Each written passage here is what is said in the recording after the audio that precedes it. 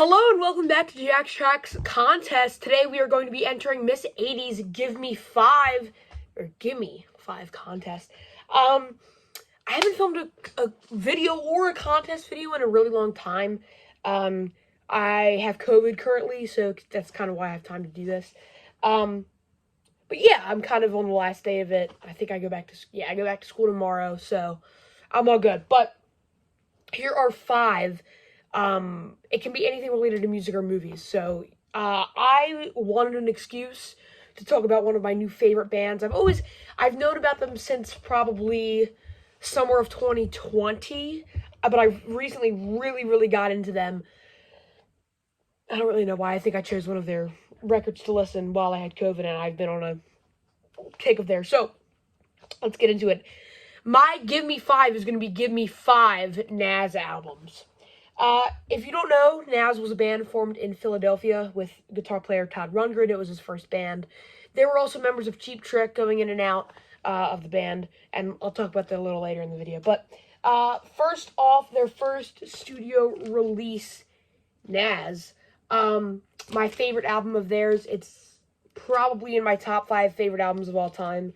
If you haven't given this a listen, it's psychedelic power pop blues rock. It's fantastic. But from Philly, which is pretty cool. This one has Opened My Eyes, which is one of my favorites. Hello, It's Me. Todd later recorded that in his solo career, so you've probably heard that song before. See What You Can Be is one of my favorites. Lemoning Song is also great. Yeah, just a ton of great songs. If you haven't listened to this album, I would highly recommend it. And then they released their sophomore album, Nas. This is probably their most readily available album to find.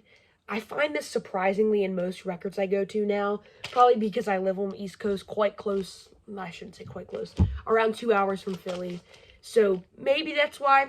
Not sure.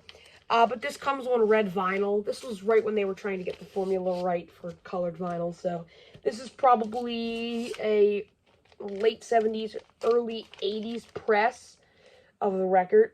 But it's fantastic. I picked this up sealed for like $10. So really good album. Next, this was a compilation released, I don't know when, maybe a record store day thing, not sure. But I believe this is what Todd wanted the third album to be. Fungo Bat, and this is the Fungo Bat Acetate. So, I'm not showing this one because I have to keep the 5, but behind you right there is Nas 3, that's their third album. But this is what Todd wanted the album to be. That was their last album from creative differences in the band. But this is very good. I think I probably do prefer this. Some unreleased tracks. This might be what he wanted the second album to be. I'm not too sure, but we got Under the Ice on here, which is on Nas 2 as well, or Nas. Some unreleased demos. If you're a Nas fan, this is definitely an essential. Really good comp. Not too expensive either. I think you can find that for around $25 or so. And then this is something I was really surprised to find.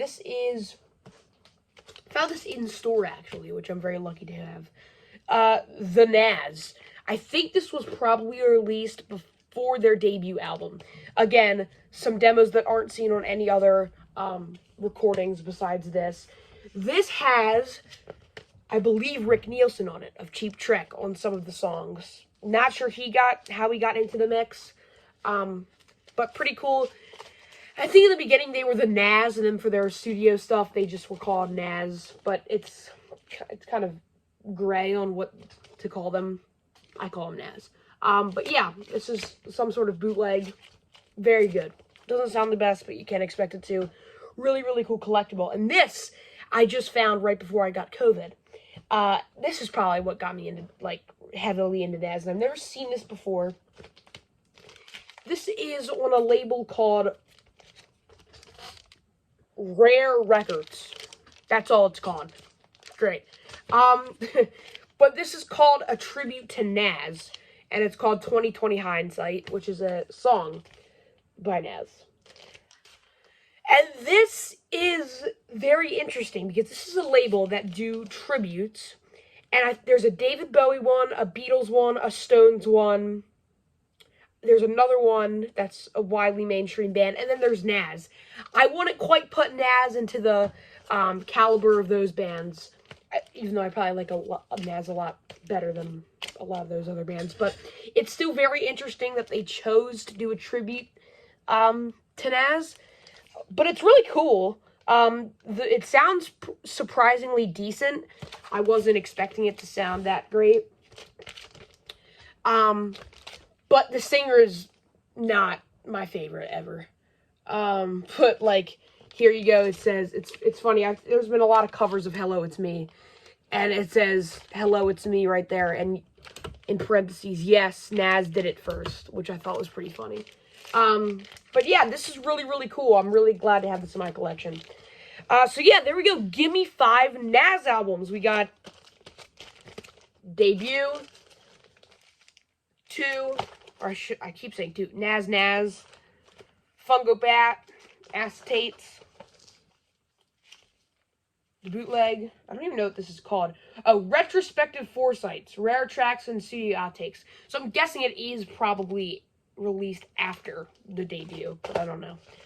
And then a tribute to Nas.